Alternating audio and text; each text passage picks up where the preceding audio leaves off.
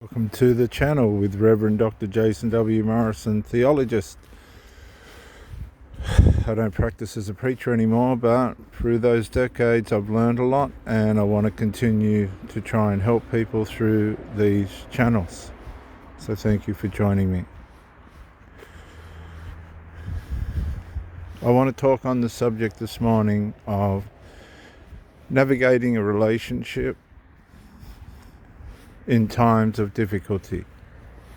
Navigating a relationship in times of difficulty.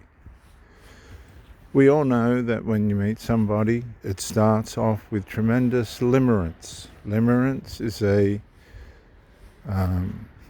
clinical term, as it were, for the honeymoon period,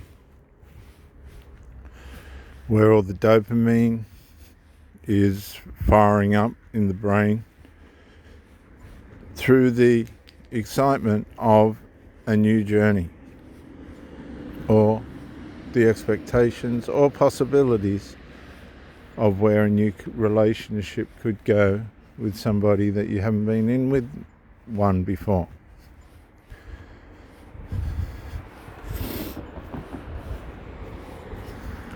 Nobody wants to fail in their relationships, but that happens, and it's not the end of the world, and it doesn't mean you're a bad person, but it does mean you have an opportunity to learn lessons about yourself that you otherwise would not have been given the opportunity to learn.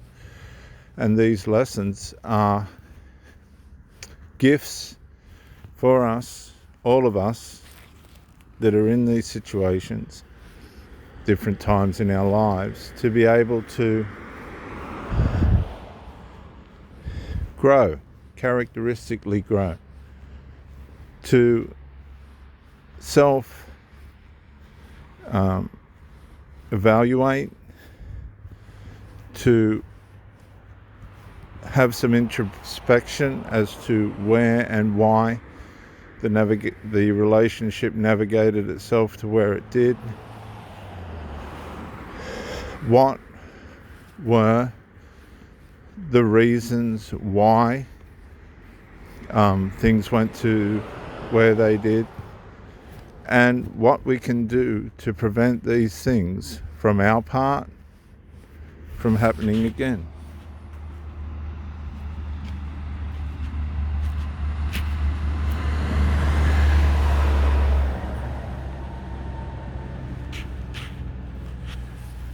Nobody wants to have trouble, grief, strife, or contention in a relationship. Sometimes time just wears away at our personalities and characters, and that's just the way the relationship's going to dwell or go. But sometimes it's a matter of we could have done better, or they could have done better, and things could have possibly been different. It's all experience, it's all learning, and all at the expense of the people that we're with and ourselves. Time isn't something that you are going to get back.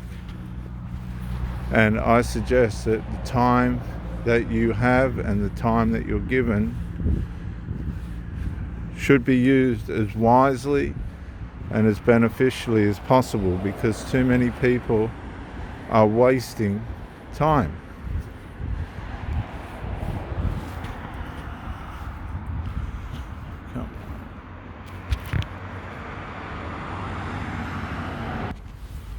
And like other ancient awarenesses and disciplines which are being wasted, none are more so critical not to waste than time.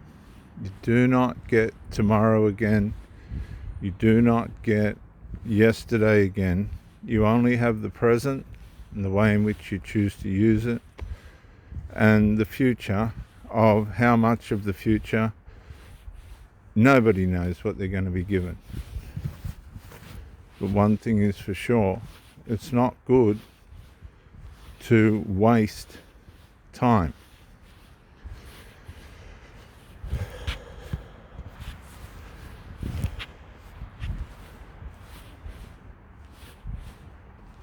Time is something that is so critical and crucial that when you have the gift of being in a relationship and the great opportunity to navigate it via your experience, your understanding, your heart, your mind, your feelings, your emotions, and how all those attributes work in your relationship. These are the great gifts that God's given us to share with ourselves and with each other,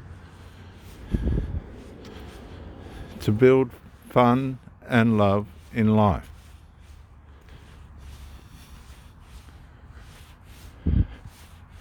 There's an order to everything.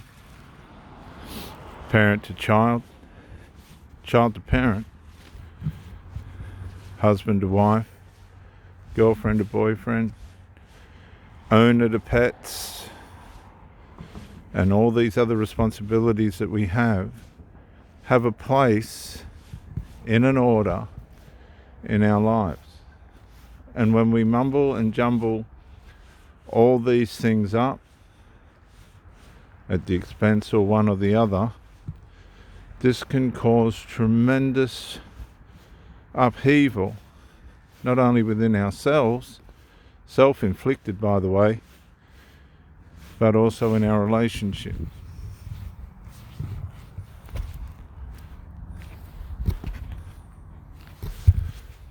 Relationships, or the beginning thereof, can be not unsimilar to someone being hungry. Whereas hunger, it has its cycles, 8-hour cycles usually, before we desire to eat. A relationship can cycle 1 month, 2 months, 3 months, from beginning to end, 6 months, 12 months, 18 months, 24 months. We don't know. We don't know until we go into it. And this is where all your accumulated love skills and values need to be at work for you to be able to enjoy a long-lasting, healthy, well-mannered, exciting, fruitful relationship with as less headaches as possible. Now, with all the emotional upturn in our societies today and the mental health issues due to a lack of the ancient qualities, mindful qualities and arts of meditation and devotion and self-awareness and self-care gone, there's a great pull on mothers today from children, and I say this very carefully and very thoughtfully.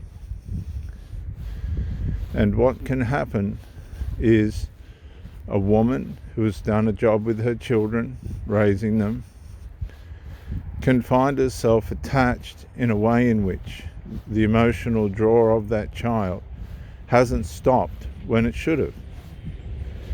And there's many, many reasons for this, usually stemming from an unhealthy or deteriorating relationship between the parents of the child, or if the male isn't the male father of the child, the relationship that the mother might be having there, or the father with a, say, stepmother or girlfriend that's not the authentic or DNA parent. Whatever the combination is, the trouble that is birthing and conceiving these bonds, these emotional bonds that have gone well over time, are forced out of and motivated by a sense of insecurity relative to the breakdown. See, a breakdown causes tremendous insecurity in children when the parents' relation breaks down. And children will want to fill that void for mum or dad so that they don't feel like they're going to be hurt or abandoned anymore. The problem with this is, in many cases, the parent doesn't put boundaries around the children from their problems, their emotional and spiritual and relationship wounds and hurts, and the child then becomes attached to the parent in a way in which I can put it into a simple language type term. Mummy or daddy, I don't want you to be hurt anymore, and I'm going to prevent that from happening. The child puts himself in a parentified role where they're now more or less the guardian of the parent psychologically. This does not appear, you cannot see it on the surface, but it's all going on underneath. And an unnatural bond is formed between child and parent that ought not to be there. And this is prevalent today throughout the world. And you'll have overbearing mothers and overbearing children, and that all works fine until the mother wants a partner or the child wants a partner. And then these dynamics, these close, unhealthy bonds between parent-child, the parentification, will manifest. Say, for instance, if the son or the daughter gets a boyfriend or a girlfriend and there's been parentification, well, the mother or the father, single mother or father, will manifest to that. Not necessarily straight away, but at some point there's going to be a objection or some kind of interference towards that relationship, some kind of attack. Vice versa, you can mirror these things. In most cases it's child toward parent, because children don't like people that aren't their DNA parents. And I understand this because I grew up that way, and I'm sure if you're listening to this you might be able to relate to this. There's something very uncomfortable and intrusive, let's just say it, about a person that's not one of your authentic DNA parents being with one of your parents. It's just not the way God planned it, and it doesn't work in our psyche. It just doesn't work. People get medicated and treated for all of these things, but it's a simple fact that the relationship between parent and child has gone across boundaries that it shouldn't. In the other direction, you'll get estrangement, where things have gone wrong one way or another, and now these people, parent-child, have become estranged. And it all stems from the relationship breakdowns in the adults, be it unfortunate or deliberate. And that's why relationships are so important. Some people haven't had children, and they're possibly got less mental muscle when it comes to all the demands and things that make you stronger when you're dealing with other bodies that aren't your own. It's not to be critical. There's just things that you learn and strengths that you have when you have children as to people that don't. One's not better than the other, One's more committed than the other. But again, if you've got children and you're a single parent and you meet somebody that hasn't had children, they may not gel in that situation for all good intention. These are things that you have to take notice of and be aware of when you're navigating a partnership or searching for a partner. There's different characteristics and attributes in people that just aren't going to work in different areas of life. Everything relative, almost everything, to mental health and harm and hurt, right, for the majority of it, comes back to parenting, adult impact on child, and how that's been meted out and dealt with. And a lot of it goes unseen. And the consequences of this on the children's mentality and the way in which they live and are shaped and formed can be unfair. And it's not fair. Many people now that are in blended families or post-marriage, post-child relationships with other people, for whatever reason their relationship didn't work out, are having tremendous conflict or estrangement, psychological assault, psychological vandalism experiences with their children. But this is all predictable.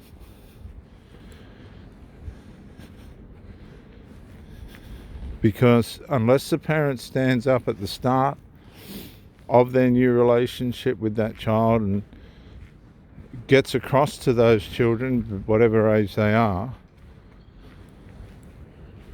that this person, given that they're proven, of course, has best interest for everyone at heart, no drugs, alcohol, lying, and all this micro-incremental dark triad behaviour that wrecks everything for everyone. Person's genuinely going to do good unless the parent who has come to that conclusion reassures the children that this is the situation. The ongoing battles, psychological battles between DNA parent and child will continue. And this all stems from the parents, the natural parents of the children, splitting up. So we all should pray now and ask God to help us where we've lost relationships. We should pray and ask God to help us to face where we can be better and to help those that we know and love to understand and receive things better, to help us to be aware not to be evil to people unnecessarily, because it ruins things for single mothers and fathers that are trying to move forward. Seen so much damage from children that just couldn't understand or didn't want to understand. Territorial battles and for the rights to parents and this sort of thing, where boundaries weren't put in place properly, and these principles and dynamics just weren't able to be put in order, and the next thing you've got all this hustle and bustle that ought not to have been there. And a lot of the time the DNA parent will lose their partner because the children just couldn't accept what was going on. Or on the other hand, the new partner just couldn't accept the person's children. And there's a multitude of reasons why this conflict happens. So in some cases it might have been better for the person not to have gotten involved with anybody in the first place because they weren't prepared or aware of what could happen. But there are ways you can work through this and succeed. But it takes awareness, understanding, and a willingness of all involved. And usually this comes with knowledge, patience, and just example. Time for people to prove their example of who they are. And again, this comes down to the maturity of the parent. If they're with somebody that they think, given time and given evidence, could be a strong possibility for a stable relationship, then it's worth speaking up to bring peace and some stability to a situation where everybody could benefit. But this doesn't always happen, and the hostility and the rejection and confusion intensifies until the relationship's dissolved through lack of resolve. So learn the skills that you need to learn.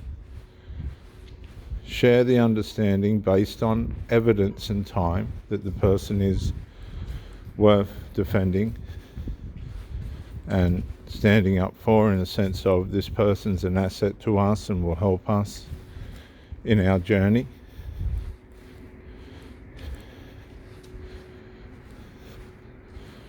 And if you're in a relationship where that's not happening for you and the chaos is all too much,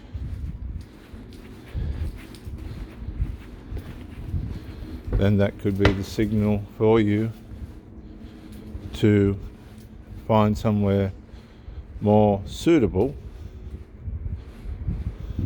for you to participate. I hope this helps. There are a lot of people battling out there with blended family relationships. But be honest to yourself. Be true to what the reality of the situation is. People do have a way of chameleonizing themselves, and then the real person comes out and it's not as pretty as a picture as you thought it was. On the other hand, there are genuine people that really do want to play a proper role in people's lives. And once that's brought forth as real, if there's interferers and things that are out of order opposing that, it really is your responsibility to bring that to order and begin to enjoy a more positive environment in which you can enjoy your relationship domestically. Reverend Dr. Jason W. Morrison, thank you for joining me, and bye for now.